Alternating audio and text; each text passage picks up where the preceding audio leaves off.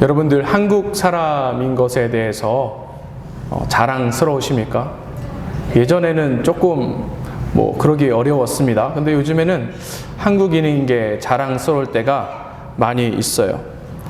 왜 그런가 하면 얼마 전에 지난 그 코로나 때 그래도 한국이 꽤 그 코로나 잘 대처했어요. 그래서 또 우리가 좀 으쓱해지는 모습을 보였습니다. 그리고 또 요즘 들어서 K 문화가 또 각광을 받고 있죠. 전 세계의 주목을 받고 있습니다. 그래서 조금 어느 때보다 한국 사람인 게 자랑스럽기도 하다라는 생각이 듭니다. 제 주변에 있는 외국 사람들도 저 보면은 늘 이야기하는 게 무슨 드라마 봤냐 물어보고, 또 한국 음식 뭐가 맛있냐 물어보고, 어느 레스토랑 가면 좋냐 이런 거 물어봅니다. 그럴 때마다 마음 한켠에 참 기쁜 마음이 들기도 합니다. 우리 이민교회의 또 이민 역사를 보면 초창기에는 한국인이기 때문에 겪는 그 서러움이 얼마나 많이 있었어요. 그런데 참 격세지감이다 라는 것을 느낄 수 있습니다. 사실 사람들은 자랑하는 것 굉장히 좋아합니다. 특별히 자기가 가지고 있는 것을 가지고 자랑하지요. 그러다 보니까 별의별 걸 다 자랑합니다. 우리가 잘 아는 것처럼 어떤 사람은 학벌을 자랑하고, 어떤 사람은 자식을 자랑하기도 합니다. 어떤 사람들은 자신이 인생 가운데 이뤄놓은 성취한 어떤 것을 가지고 또 자랑하는 그런 사람들도 있습니다. 자랑할 게 없으면 또 어제 내가 먹었다, 무슨 옷 입었다 라는 것을 통해서도 자랑하는 걸 볼 수 있습니다. 이걸 통하여서 우리가 알 수 있는 것은 사람은 자랑하는 걸 참 좋아하는구나 새삼 느끼게 됩니다. 그런데 우리가 살다 보면 그런 자랑거리는 어느새 아무런 가치가 없다라는 것을 알 수 있습니다. 왜 그런가 하면 그런 것들이 자랑거리가 아니다라는 사실을 결국에는 알기 때문에 그렇습니다. 유대인들은 자신들이 구원받은 백성이라는 것을 늘 자랑합니다. 특별히 그들에게 구원을 허락하신 하나님을 자랑했어요. 그래서 예수님 시대 때 유대인들이 하나님이 계신다고 믿고 있는 그 성전을 자랑한 이유가 바로 거기에 있습니다. 근데 물론 나중에는 이 사람들이 조금 변질되어서 그 성전에 계신 하나님보다 성전 자체 외향적인 것에 조금 더 자랑하고 나아갔던 것이 문제가 되긴 했지요. 그들의 구원에 대해서 자랑하고 또 하나님에 대해서 자랑할 때에 빼놓지 않고 나아가는 것이 무엇인가 하면 바로 유월절입니다. 유월절은 이스라엘 역사에 있어서, 이스라엘 신앙에 있어서 굉장히 중요했던 사건이에요. 왜냐하면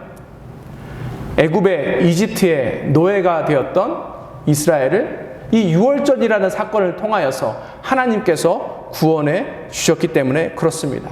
그래서 이스라엘은 계속해서 이 유월절에 대해서 기념하고 기억하고, 그래서 하나님께서 그들에게 주신 은혜를 감사하며 나아가는 것입니다. 오늘 본문을 보니까 이 유월절이 다가왔다라는 것을 알 수 있습니다. 그리고 사람들은 이 유월절을 그래서 잘 지키기 위해서 굉장히 분주한 가운데 있어요. 그런데 이때 사람들이 정말 이 유월절의 의미에 대해서 기억하고 감사하고 나아가는가, 아니면 그냥 절기에만 관심이 있고 그것을 자랑하려고 하는가, 이 시간을 통하여서 우리가 한번 생각해 봤으면 좋겠습니다. 그와 동시에 다시 한번 제가 여러분들께 질문하겠습니다. 우리는 무엇에 대해서 자랑하고 계십니까? 우리가 자랑해야 될 것은 우리 삶에 차고 넘치는 하나님의 은혜만 자랑해야 합니다. 그 은혜는 우리가 날마다 주님을 신뢰하고 주님의 말씀에 사로잡힐 때에 비로소 얻게 되는 것이에요. 그것이 무엇인지 이 시간 자세히 한번 살펴보기를 원합니다. 첫 번째, 넘치는 하나님의 은혜를 얻기 위해서 우리는 주님을 신뢰해야 합니다. 예수님과 제자들이 유월절을 지키기 위해서 멀리 갈릴리에 있다가 예루살렘으로 왔죠. 그러면 여기서 가장 중요한 의식은 물론 유월절 어린 양을 성전에서 잡는 것이지만 그 이후에 그 유월절 그 어린 양으로 유월절 식사하는 게 굉장히 중요합니다. 그런데 예수님과 제자들에게 오늘 이 모든 것을 함에 있어서 한 가지 문제가 생기기 시작합니다. 그 문제는 무엇인가 하면 유월절 식사를 할 수 있는 장소를 구하기가 어려운 거예요.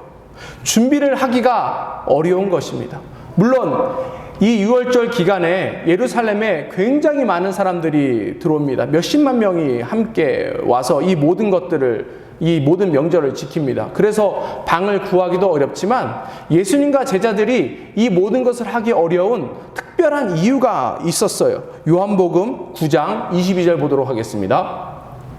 그 부모가 이렇게 말하는 것은 이미 유대인들이 누구든지 예수를 그리스도로 시인하는 자는 출교하기로 결의하였으므로 그들을 무서워함이로라. 지금 예수님 당시에 지금 예수님께서 유월절을 지키실 때에 있었던 그 지역의 모습들입니다. 무엇인가 하면 예수님을 따르는 사람들은 지금 핍박받게 되어 있어요. 예수님을 따르는 사람들은 유대교에서 출교당한다고 이야기하고 있습니다. 구원에서부터 쫓겨난다라고 지금 사회적인 분위기가 그렇게 이야기하고 있는 거예요. 그러니 아무도 예수님에게 방을 빌려주려고 하지 않는 거예요. 아무도 예수님에게 어떤 도움을 주려 하지 않습니다. 큰 문제가 생긴 것이지요. 그런데 이러한 문제가 생겼을 때 어떻게 문제를 해결할 수 있을까요? 여러분들이라면 어떻게 이 문제를 해결하겠습니까? 그런데 오늘 제자들은 이 문제를 해결하기 위해서 어떻게 했냐면 예수님께 물어봤습니다. 12절 보도록 하겠습니다. 무교절의 첫날 곧 유월절 양 잡는 날에 제자들이 예수께 여짜오되 우리가 어디로 가서 선생님께서 유월절 음식을 잡수시게 준비를 하기를 원하시니까 하매.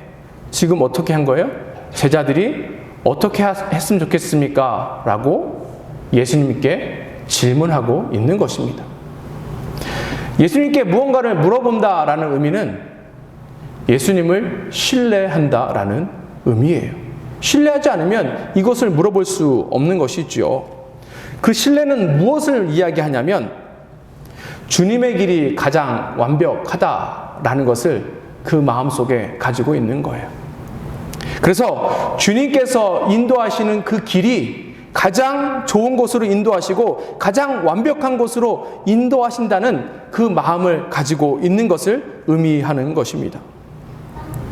주님께서 사실은 이 모든 것들을 위해서 그래서 미리 예비하셨어요.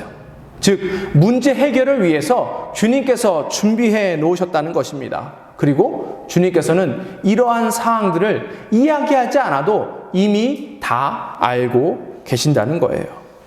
그래서 제자들이 예수님에게 어떻게 하면 좋겠습니까? 라고 여쭤보니까 예수님께서 한 가지 지침을 내려주셔요. 명령을 하십니다. 13절 후반부 보도록 하겠습니다. 성내로 들어가라. 그리하면 물 한 동이를 가지고 가는 사람을 만나리니 그를 따라가서. 예수님께서 어떤 지침을 주셔요? 성내로 들어가라. 성 안으로 들어가라 라고 예수님께서 이야기하신 거예요. 성 안에 들어가면 어떤 일이 생긴대요? 물 한 동이를 가지고 가는 사람을 만나게 될 것이다 라는 것을 이야기하고 있습니다. 그런데 이 예수님 당시의 유대 문화를 보면 물동이를 이고 가는 사람들은 여자들입니다. 사마리아 여인에 대해서 그 이야기에 대해서 잘 아시죠? 사마리아 여인이 다른 사람의 이목을 두려워해서 사람들이 잘 다니지 않는 시간에 물동이를 들고 우물에 옵니다. 이것이 그 당시에 여인들이 해야 될 일이었기 때문에 그렇게 하는 거예요. 그런데 오늘 이 말씀을 보면 이 물 한 동이를 가지고 가는 사람은 누구입니까? 여자예요? 남자예요? 우리말 성경은 여자인지 남자인지 잘 모르지만 이 원어를 보면 이 사람은 남자입니다. 그러니 오늘 영어 성경을 보니까 뭐라고 써 있어요? Go into the city and a man carrying a jar of water will meet you. Follow him. 이 물동이를 들고 있는 사람이 여자래요? 남자래요? 남자입니다. 이것이 굉장히 중요한 거예요. 우리는 흔히 하나님의 말씀, 하나님의 뜻을 찾아갈 때에 이것이 굉장히 찾기 어렵고 힘들다라고 느낄 수가 있어요. 우리 종종 그렇게 고백하지 않습니까? 나는 하나님의 뜻이 무엇인지 잘 모르겠어. 하나님의 뜻을 아는 것이 굉장히 힘들고 어려워라고 고백할 때가 있지요. 근데 그것은 사실이 아닙니다. 하나님께서는 그의 자녀에게 아주 명확하게 알 수 있는 하나님의 뜻을 알려주고 계시는 거예요.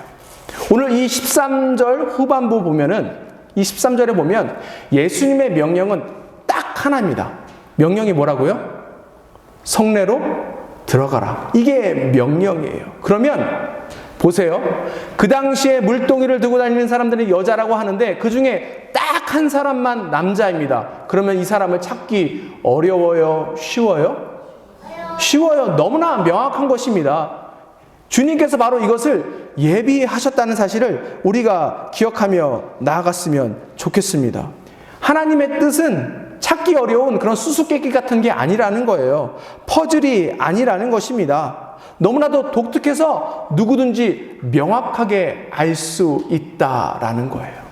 그리고 또한 이 말씀이 제자들에게 주는 위로가 있는데, 격려가 있는데 그것이 무엇인가 하면 성내로 들어가서 제자들이 그 물동이를 가지고 있는 사람들을 일일이 찾아 수색해라 라고 주님께서 이야기하셔요? 아닙니다. 이 헬라어 원어를 보면 어떻게 쓰여 있냐면, 오늘 보신 이 영어 번역도 그렇게 나와 있습니다. 어떻게 이야기하냐면 그 사람이 너를 어떻게 된대요? 만날 것이다.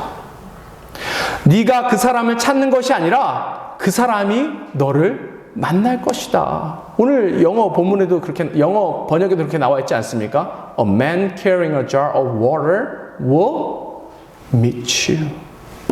Then 어떻게 하면 돼요? Follow him. 이것이 하나님께서 우리에게 예비해 주시는 것이라는 사실을 우리가 이 말씀을 통하여서 기억했으면 좋겠어요. 주님을 따르는 삶은 이와 같은 삶입니다. 주님을 따르는 삶이 왜 이전과는 다른 삶인가 하면 그 이전에는 우리가 우리의 인생을 쥐어짜야 되는 삶인 거예요. 뭔가를 이루기 위해서, 성공하기 위해서, 이 땅에서 무언가를 얻기 위해서 우리가 수고하고 애쓰고 나아가지 않으면 얻을 수 없었습니다. 반면에 예수님을 만나고 예수님을 따르고 난 이후의 삶은 어떻습니까? 우리 주님께서 우리 삶에 간섭하시는 거예요. 그러면 그 가운데 우리는 무엇을 하면 돼요? 이제는 그러면 그 주님을 신뢰하며 따라 나아가기만 하면 됩니다. 주님께서 우리의 모든 상황을 아셔요. 우리의 어려운 상황을 아십니다. 우리가 처해 있는 문제를 하나님께서는 정확하게 아시고 하나님께서 그 가운데 일을 시작하실 거예요. 이것을 믿으시며 나아갔으면 좋겠습니다. 오늘 말씀을 보니까 제자들이 예수님 말씀을 듣고 순종합니다. 그 결과 어떻게 됐는가? 16절 보겠습니다. 제자들이 나가 성내로 들어가서 예수께서 하시던 말씀대로 만나 유월절 음식을 준비하니라. 13절부터 시작해서 15절까지 예수님께서 어떻게 해야 되는지 말씀해 주셨는데 굉장히 디테일하게 말씀하셨죠. 그거에 비해서 결과는 어때요? 너무나도 간단 명료하게 딱 한 문장으로 끝납니다. 순종하니까 이 모든 것들을 어떻게 했대요? 얻었다라는 것입니다. 하나님을 신뢰해서 순종하며 나아갔더니 그대로 되는 것들을 경험했다라는 것을 이야기하고 있는 것입니다. 다시 한번 거듭 말씀드립니다. 주님께서 우리를 위해서 항상 모든 것을 예비하셨어요. 왜냐하면 하나님께서 우리의 상황과 환경을 너무나도 잘 아시기 때문에 그래요. 그러니 여기서 중요한 건 뭐예요? 그 주님을 신뢰하며 나아가는 것입니다. 그 주님을 신뢰하며 나아가는 사람들만 은혜를 얻을 수 있는 것이고, 그렇지 않으면 이 풍성한 은혜를 누릴 수 없다라는 것입니다. 우리 삶에 어떠한 환경이 찾아왔는지, 어떠한 어려움이 찾아왔는지 한번 이 시간 가운데 다시 한번 생각해 봤으면 좋겠습니다. 우리에게 찾아온 어려움, 아픔, 고난, 사실 이것은 우리를 위기에 빠지게 만들어서 우리로 하여금 실족하고 넘어지기 위해서 하나님께서 그대로 내버려 두신 것이 아니다라는 사실을 기억했으면 좋겠어요. 오히려 위기 때에 하나님의 능력, 하나님의 은혜를 경험할 수 있다라는 사실을 우리가 기억했으면 좋겠습니다. 항상 그래서 주님을 신뢰하며 나아가야 해요. 주님께 계속해서 물어보며 나아가야 해요. 넘치는 은혜를 그래서 우리 모두가 경험하며 나갔으면 좋겠습니다. 넘치는 하나님의 은혜를 얻기 위해서 그래서 두 번째, 우리는 마음을 지켜야 합니다. 유월절 식사할 때는 한 가지 전통이 있었습니다. 유월절 식사하는데 의식이 있었어요. 그것이 무엇인가 하면 보통 유월절 음식은 가족들이 함께 먹습니다. 그러면 자녀들이 물어봐요. 이것이 무엇이죠? 왜 우리가 이렇게 먹죠? 이 유월절을 왜 지켜야 하죠? 등등에 대해서 물어봅니다. 그러면 그 시간을 통하여서 아버지가 그 자녀들에게 신앙교육을 시키는 거예요. 유월절의 배경과 그 의미에 대해서 설명해 주고 있는 것입니다. 이 유월절은 하나님께서 우리에게 구원을 베푸신 사건이다. 하나님께서 늘 우리와 함께 하심을 우리가 이 시간을 통하여서 기억해야 하는 것이다. 라는 등등의 것을 서로 이야기하고 함께 기뻐합니다. 그러니 이 의식을 할 때는 굉장히 엄숙하지만 그 가운데 기쁨이 있겠죠. 그리고 그 가운데 기대가 있을 것입니다. 왜냐하면 그들의 하나님께서 그와 아들과 함께 한다는 그런 소망이 있기 때문에 그래요. 근데 우리가 알고 있는, 우리가 이야기하는 이 예수님의 최후의 만찬의 분위기는 어땠을까요? 굉장히 어색하고 불편한 분위기로 흐르게 됩니다. 왜냐하면 예수님께서 한 가지 예언하셨기 때문에 그래요. 18절 함께 보도록 하겠습니다. 다 앉아 먹을 때 예수께서 이르시되 내가 진실로 너희에게 이르노니 너희 중에 한 사람 곧 나와 함께 먹는 자가 나를 팔리라 한대. 지금 예수님께서 이야기하시는 것이 무엇이에요? 너희 중에 누군가가 나를 배신할 것이다 라고 이야기하고 있는 거예요. 예수님의 제자 중에 한 명이 예수님을 배신할 것이다 라고 이야기하는 것입니다. 그러니 이 말을 들은 제자들이 충격을 받을 수밖에 없어요. 20절 함께 보도록 하겠습니다. 그들에게 이르시되 12 중에 하나 곧 나와 함께 그릇에 손을 넣은 자니라. 예수님께서는 누가 예수님을 배신할 것인가에 대해서 이야기하시는데 보니까 함께 그릇에 손 넣은 자가 배신한다라고 이야기하고 있죠. 근데 오늘 이 마가복음의 본문을 읽어서는 이게 무슨 의미가 있는지에 대해서 우리가 이해 못할 수 있습니다. 사실 이 의미는 우리가 생각한 것보다 훨씬 더 큰 의미가 있어요. 오늘 본문과 평행 본문인 요한복음 13장 18절 보도록 하겠습니다. 내가 너희 모두를 가리켜 말하는 것이 아니니라. 나는 내가 택한 자들이 누구인지 알미라. 그러나 내 떡을 먹는 자가 내게 발꿈치를 들었다 한 성경을 응하게 하려는 것이다. 지금 예수님께서는 조금 이것이 무엇인지에 대해서 디테일하게 설명하고 있어요. 떡을 함께 먹는 자가 배신할 것이다라는 것을 이야기하고 있는데 이것은 사실은 시편 41편 9절에 나와 있는 내용을 예수님께서 인용하신 거예요. 시편 41편 9절 한번 보겠습니다. 내가 신뢰하여 내 떡을 나눠 먹던 나의 가까운 친구도 나를 대적하여 그의 발꿈치를 들었나이다. 이것은 다윗이 그의 아들 압살롬이 반역한 이후에 고백한 그 내용입니다. 여기서 실내에서 떡을 나눠 먹던 가까운 친구는 누구를 이야기하냐면 아히도벨이라고 그 다윗의 아주 가까웠던 또 참모에 대해서 이야기하는 것입니다. 이 사람이 그냥 배반한 것이 아니라 자신의 아들인 압살롬을 부추겨서 결국은 그 아들로 하여금 반역을 일으키게 만든 거예요. 근데 여기서 중요한 부분은 무엇인가 하면 떡을 함께 먹었다라는 의미가 아주 신뢰하고 아주 가까운 친구 사이였다라는 것을 의미하고 있는 거예요. 그러니 예수님께서 지금 이야기하시는 것이 무엇인가 하면 같이 빵을 떼어 먹던 아주 친밀하고 아주 예수님이 신뢰했던 사람이 그를 배신할 것이다라는 것을 이야기하고 있는 것입니다. 이것은 굉장한 의미가 있는 거예요. 지금도 중동에서는 함께 밥 먹던 사람들이 배신하면 안 된다라고 이야기하고 있습니다. 아무도 그렇게 하지 않아요. 그렇게 행하면 사회적으로 매장되는 그런 분위기를 가지고, 그런 문화를 가지고 있기 때문에 그렇습니다. 굉장히 충격적인 말씀을 예수님이 하시는데, 이것에 대한 제자들의 반응은 어떤지 한번 보겠습니다. 19절 보도록 하겠습니다. 그들이 근심하여 하나씩 나는 아니지요 하고 말하기 시작하니. 저는 이 부분이 더 충격적이라고 생각합니다. 예수님께서 너희 중에 한 명이 나를 배신할 것이다, 배반할 것이다 라고 이야기하시는데, 정상적이라면 뭐라고 대답해야 합니까? 저는 아닙니다. 예수님, 저는 아니에요. 예수님, 저는 절대로 예수님 배신하지 않습니다. 예수님 순종하고 예수님 앞에 충성하며 나아갑니다. 라고 고백해야 할 것이에요. 그런데 제자들이 지금 어떻게 하고 있어요? 예수님, 난 아니죠. 난 아니죠. 지금 이야기하고 있습니다. 이 얼마나 상황이 어색하고 이상합니까? 자기의 마음을 자기가 모르는 거예요. 자기도 예수님을 자기가 지금 배신할지 안 배신할지 그 마음 가운데 확신이 없었다는 것입니다. 사실 예수님께서 이와 같이 이야기하셨을 때에 양심의 가책을 느낄 사람은 딱 한 사람밖에 없어요. 그는 예수님을 이미 팔기로 결정했기 때문에 그렇습니다. 그 사람이 누구예요? 가롯 유다지요. 그런데 왜 나머지 11제자들도 똑같은 반응을 보이며 나아가실 수밖에 없었을까요?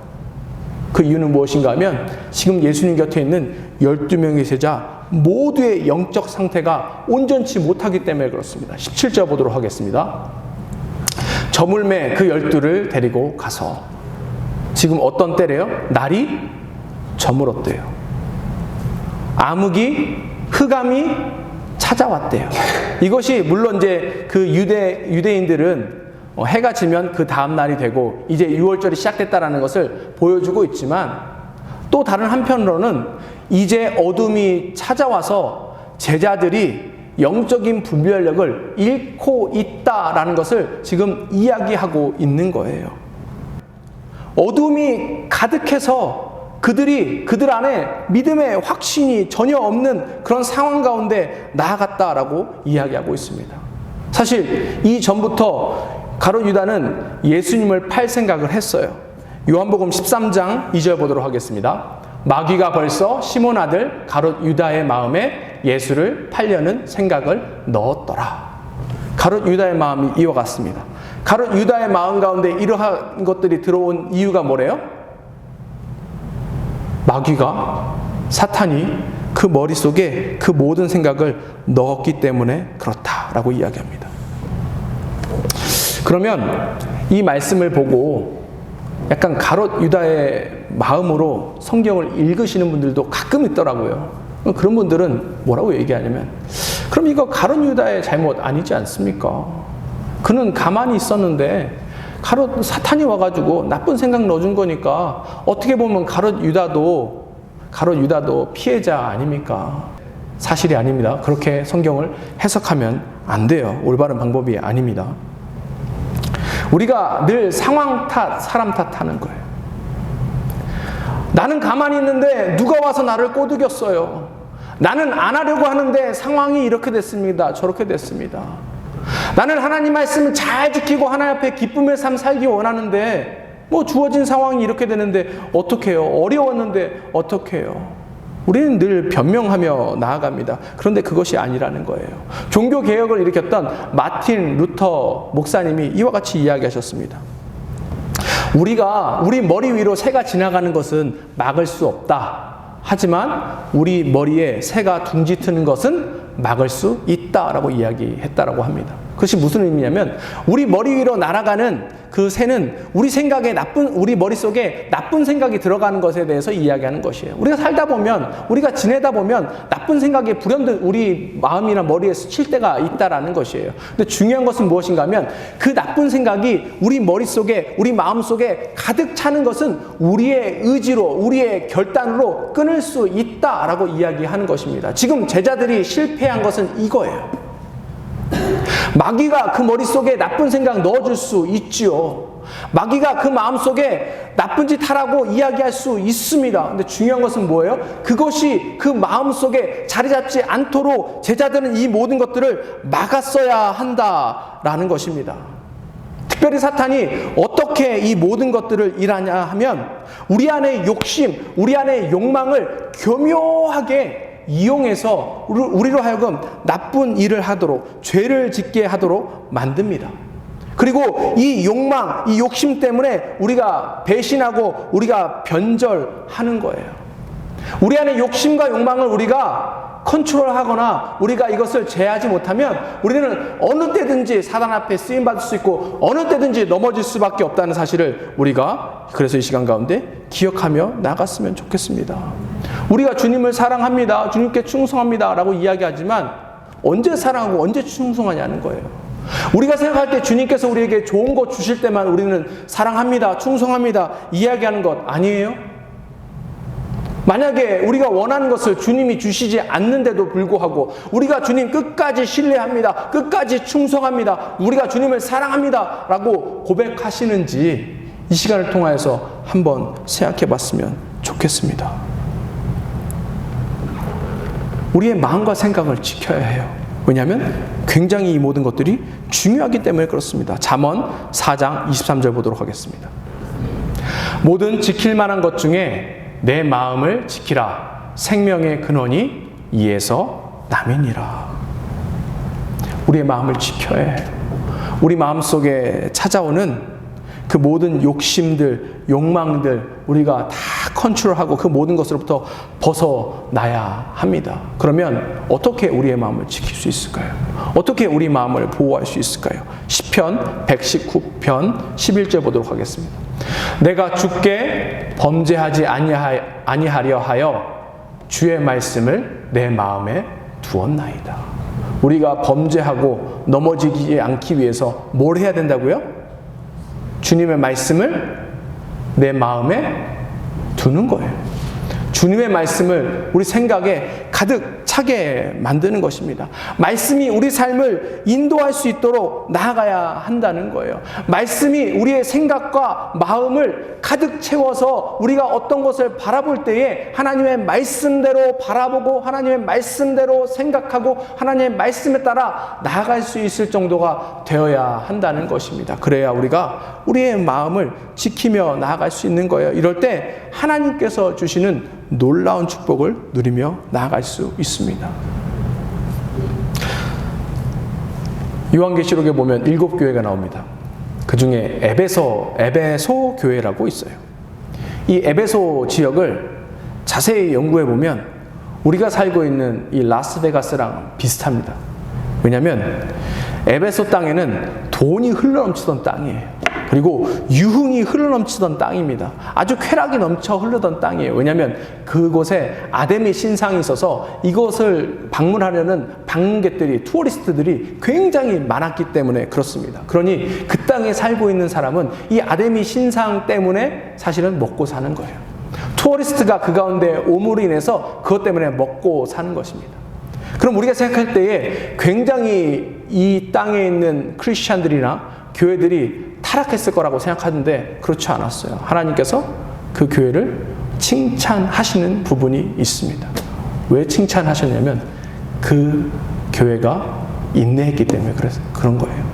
하나님의 말씀을 붙들고 유혹과 그 모든 것에 흔들리지 않고 쾌락에 흔들리지 않고 말씀에 사로잡혀서 예수님을 끝까지 쫓고 인내했기 때문에 칭찬받았던 것입니다. 사랑하는 성도 여러분, 우리도 그래서 우리의 마음을 이와 같이 지켜야 해요. 우리가 어떤 상황에 있습니다. 어떤 환경에 있습니다. 그래서 어쩔 수 없습니다. 라고 변명하기보다는 무엇보다 하나님의 말씀을 우리 가운데에 가득 채움으로 인해서 끝까지 인내하고 그래서 하나님이 주시는 놀라운 풍성한 은혜를 날마다 누리며 나아갔으면 좋겠습니다. 말씀을 마무리하고자 합니다. 사도 바울이 빌립보서에서 한 가지 고백한 것이 있어요. 빌립보서 4장 13절입니다. 내게 능력 주시는 자 안에서 내가 모든 것을 할 수 있느니라. 성도님들이 굉장히 좋아하는 구절이에요. 왜냐하면 이 구절을 잘못 읽으면 마치 하나님께서 놀라운 은혜, 놀라운 능력을 주셔서 우리가 원하는 것들대로 이 모든 상황과 환경을 바꿀 수 있는 것 같다라는 생각이 들기 때문에 그렇습니다.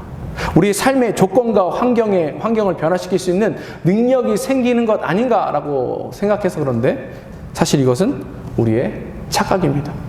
이 빌립보서 4장 13절이 의미하는 것은 무엇인가 하면 우리는 주어진 조건과 환경 가운데서도 감사하며 살 수 있습니다라고 이야기하는 거예요. 왜냐하면 그 가운데 넘치는 하나님의 은혜가 있기 때문에 그런 것입니다.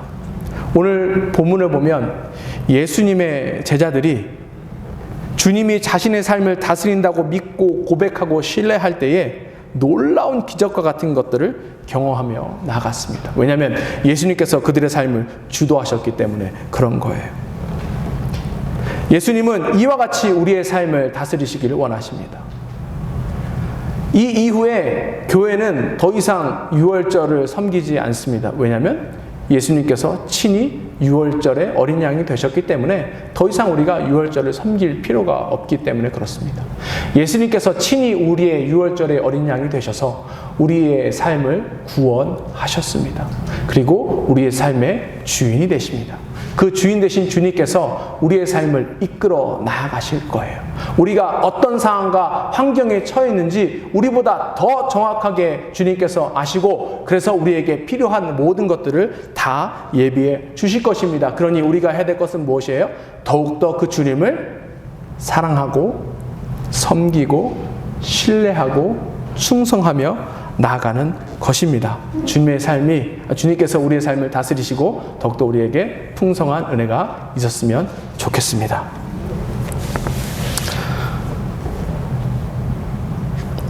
People sometimes proud of themselves and they boast of what they achieve in their life, but in the end, it's nothing. It's worthless because our life is limited. And one day we die, we stand before the Lord and He can judge us. If we